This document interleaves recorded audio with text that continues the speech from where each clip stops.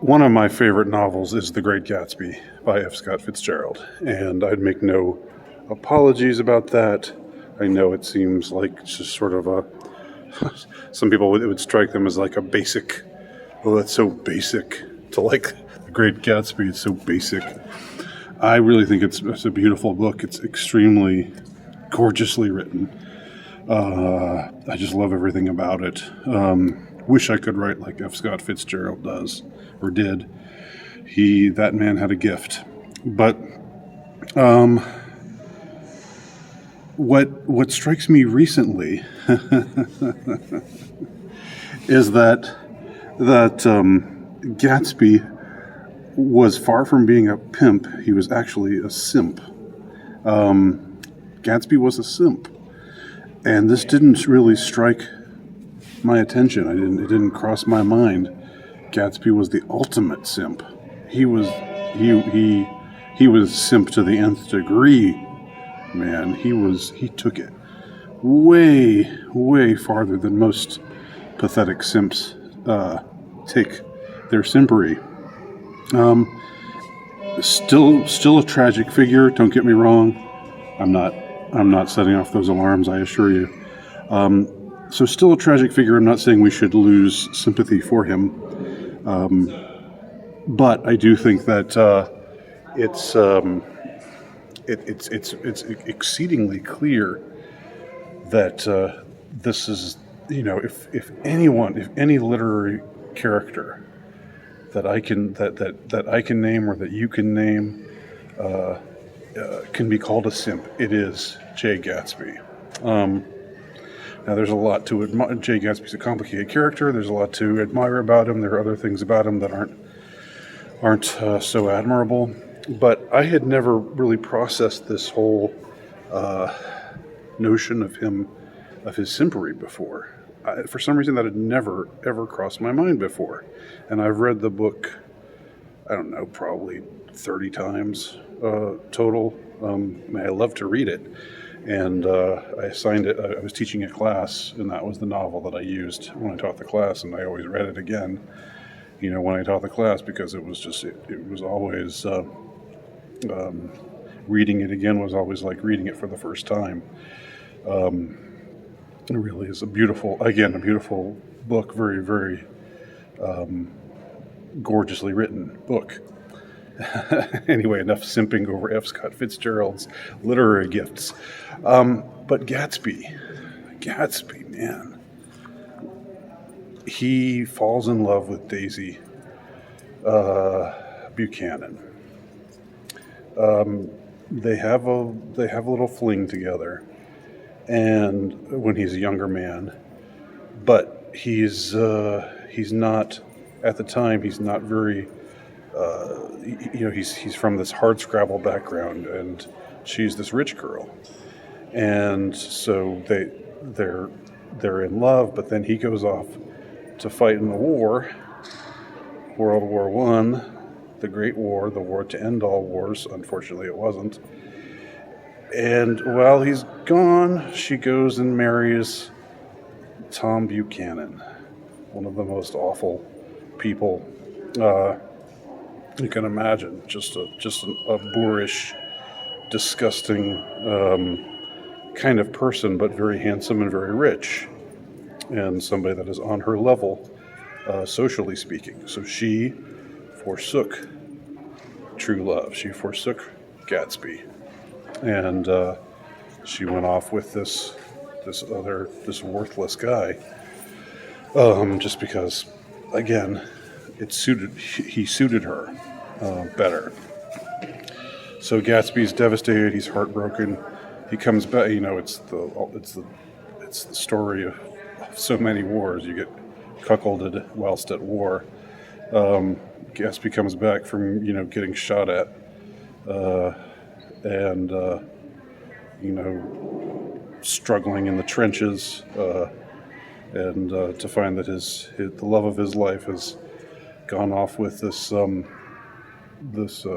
other man, and has completely turned her back on him, completely betrayed him. So how does he react? He reacts by deciding, I know I'm going to win her back. I'm going to win Daisy back. And how am I going to do that? Well, what does Daisy want from a man? She wants a man who's rich. She wants a man who's got his expenses together. She wants a man with a nice house. She wants a man, she wants a high class kind of guy. So I'm not that kind of guy by birth. How am I going to get there? And he gets there, but of course, he turns to some shady methods of getting there. He becomes a bootlegger and gets basically involved with all kinds of shady sort of characters, organized criminals, and so forth. So he gets this house, and then he buys this house, this enormous house, and then he builds this house on this property that's right across the bay from where he knows Daisy is living right now with her no good, cheating husband, and he's there waiting to get her attention, and then finally she shows up at one of his parties, and he's like, finally my plan has worked.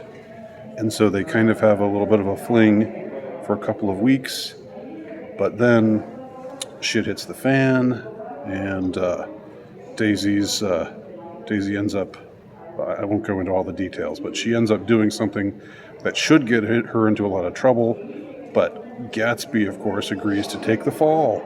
Gatsby agrees to take the fall. What a simp.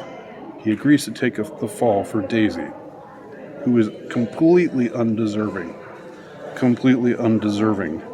of this kind of heroism, this kind of attention, this kind of these kinds of grand gestures. Daisy is a beautiful girl, but she is shallow. She is not. The definition of the juice not being worth the squeeze. That is Daisy Buchanan. She's a beautiful, vivacious girl. It's easy to see why plenty of men are taken with her, but ultimately at the core, she is not someone that you want to give your heart to. And Gatsby gave his heart to her. And even after he agrees to take the fall for her, and he pays for it with his life, spoilers, but I mean, this is a 100-year-old book, so give me a break. If you haven't read it yet, you still should read it, even with my spoilers. So even after he gives his life for her, she doesn't care. She just goes back to Tom, her no-good husband, and shows no sign that his grand gestures, that everything that he did for her ever made a difference. She just goes back to living the life that she lived before. Okay, so yes, so Daisy, there's plenty of bad things to be said about Daisy and her character, obviously. But what about Gatsby? What do we say about a man who throws everything away for a woman who is absolutely not worth the attention, not worth the effort? A woman who betrayed him not once but twice, and who was again faithful to her to the end. Like, never said "fuck that bitch," which he should have said. He should have said that when she broke his heart, while he was off at war, and she decided to marry this other man and turn her back on him. He should have said, "Forget her," but he didn't. He didn't. That was Gatsby's folly. That was what led to Gatsby's demise. So Gatsby, the great Gatsby, is the ultimate simp, I'm afraid. Am I wrong? If so, tell me below. Thanks for watching. My name's Andy Nowicki. You can check out my work at altrightnovelist.com.